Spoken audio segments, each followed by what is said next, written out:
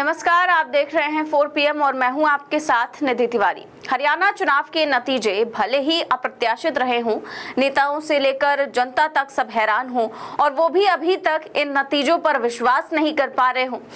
कांग्रेस तो नतीजों को लेकर सवाल उठा रही है। हरियाणा कांग्रेस के बड़े नेताओं का तो ये हाल है कि जैसे उनके हाथ से किसी ने सजी सजाई थाली छीन ली हो।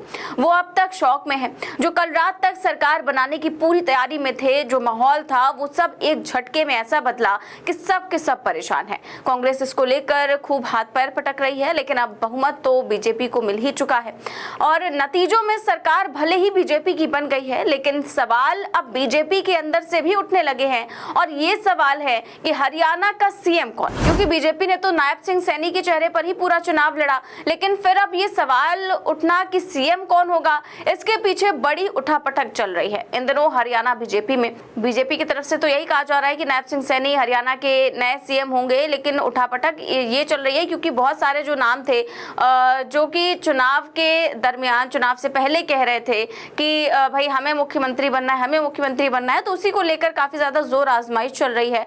और इसीलिए पहले खूब चर्चा थी कि नायब सिंह सैनी 12 अक्टूबर को शपथ लेने वाले हैं। पंचकुला के परेड ग्राउंड में शपथ लेने के लिए तैयारियां भी शुरू हो चुकी थी। भीड़ जुटाने के लिए सरकारी बसें तक मंगा ली गई थी, लेकिन अचानक से खबर आई कि शपथ ग्रहण कार्यक्रम को टाल दिया गया है, जिसके बाद से बीजेपी नेताओं में खलबली मच गई। अब सवाल यह है कि आखिर तारीख तय होने के बाद ये कार्यक्रम क्यों टाल दिया गया। तो इसको लेकर अब जो बात सामने आ रही है उसमें कहा जा रहा है कि बीजेपी के अंदर बगावत छिड़ गई है। यही कारण है कि एक बार फिर हरियाणा में सैनी सरकार का शपथ ग्रहण फिर से टल गया है। बता दें कि तीसरी बार अब इसे पोस्टपोन किया गया है। अब माना जा रहा है कि 17 अक्टूबर को नई सरकार का गठन होगा। ऐलान फिलहाल यही किया गया है। पहले 12 अक्टूबर को शपथ ग्रहण होने वाला था, फिर निकलकर सामने आया कि 15 अक्टूबर को होगा, लेकिन अब 17 अक्टूबर को यह समारोह का आयोजन होगा। और बीजेपी की तरफ से इस पर कोई बोलने को तैयार नहीं है, लेकिन इतना जरूर कहा जा रहा है कि बीजेपी हाईकमान के साथ चर्चा जारी है। मंत्रिमंडल में किसे शामिल किया जाएगा, किस तरह से जातीय समीकरणों को साधना है, इन सभी पर फैसला होना है। इसीलिए गृह मंत्री अमित शाह के साथ नायब सिंह सैनी की एक अहम बैठक हुई है। उसमें भी कई मुद्दों पर चर्चा की गई।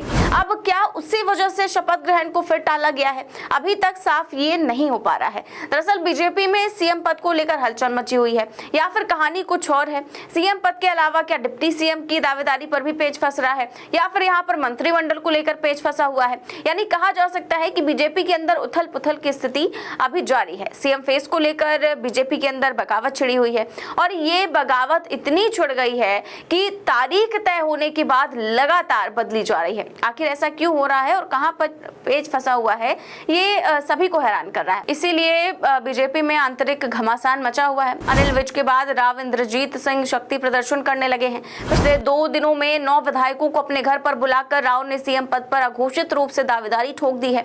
खबरें आ रही हैं कि हरियाणा में इस बार के जो परिणाम आए हैं उसमें राव को इग्नोर करना आसान नहीं है। इसी वजह से पिछली बार के मुकाबले इस बार सरकार गठन में देरी हो रही है।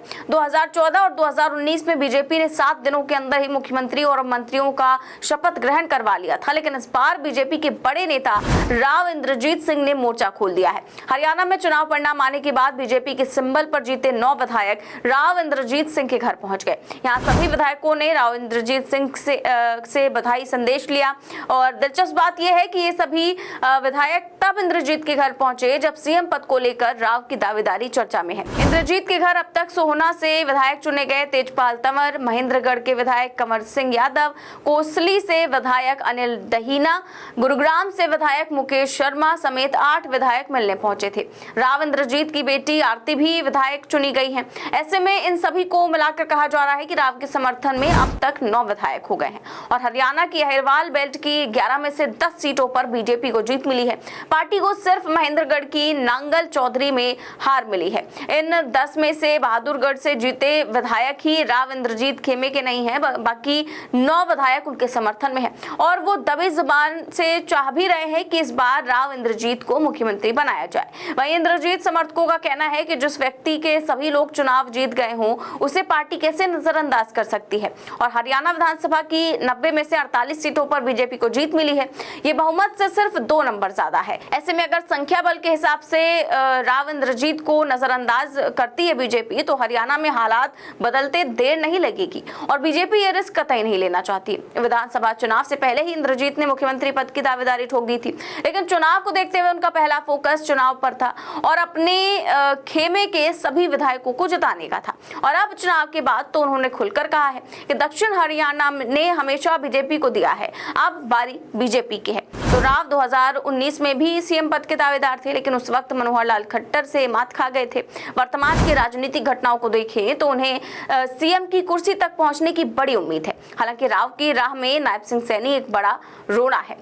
सैनी के नाम के पहले ही बीजेपी हाईकमान ने घोषणा कर रखी है। ऐसे में इस बात की गुंजाइश कम है कि सैनी को हटाकर किसी और को मुख्यमंत्री बनाया जाए। कहा जा रहा है कि राव सीएम अगर नहीं बनते हैं तो मुखर होकर अपनी राजनीतिक बार्गेनिंग पावर बढ़ाएंगे। वर्तमान में राव मोदी कैबिनेट में स्वतंत्र राज्य मंत्री हैं। 2024 के बाद उन्हें उम्मीद थी कि उन्हें केंद्रीय कैबिनेट में लिया जाएगा। साथ ही हरियाणा कैबिनेट में भी राव समर्थकों का दबदबा दिखेगा और वो इसको पूरा करने में पूरे जोर शोर से लगे हुए हैं। बीजेपी में मुख्यमंत्री और मंत्रियों को लेकर लगातार जमकर उठापटक चल रही है, लेकिन ये सब चीजें खुलकर सामने नहीं आ पा रही हैं, जबकि राव इंद्रजीत ने अंदर ही अंदर तगड़ा मोर्चा खोल रखा है। बीजेपी आलाकमान इसको लेकर परेशान है। यही कारण है कि लगातार तारीख पर तारीख बदली जा रही है। वहीं बीजेपी में एक नाम और है जिसके बगावती तेवर चुनाव से पहले ही हरियाणा समेत पूरे देश ने देख लिया था। वो नाम है अनिल विज। इन्होंने अपने अनुभव और वरिष्ठता को लेकर पहले ही सीएम पद की दावेदारी ठोक दी थी और बीजेपी आलाकमान से मुख्यमंत्री पद को लेकर मांग कर दी थी। हालांकि उनके बयान को लेकर बीजेपी के प्रभारी ने उसी समय कह दिया था कि हरियाणा में नायब सिंह सैनी ही मुख्यमंत्री के चेहरे पर चुनाव लड़ रहे हैं और वो ही मुख्यमंत्री बनेंगे। लेकिन बीजेपी की जो संख्या बल है उसके बाद अब विज के भी तेवर बगावती होंगे, इसमें कोई दो राय नहीं है। और बीजेपी की आलाकमान ने दोनों ही नेताओं की अनदेखी की तो शायद हरियाणा में हालात बदलते देर नहीं लगेगी। तो देखते हैं। फिलहाल तो तारीख रख दी गई है, 17 तारीख को शपथ ग्रहण होना है, लेकिन शायद ये तारीख बदलते भी देर ना लगे। क्या कुछ होगा आगे ये तो वक्त ही बताएगा। फिलहाल इस खबर में बस इतना ही। देश और दुनिया की तमाम बड़ी खबरें जानने के लिए देखते रहिए 4 PM न्यूज नेटवर्क। नमस्कार।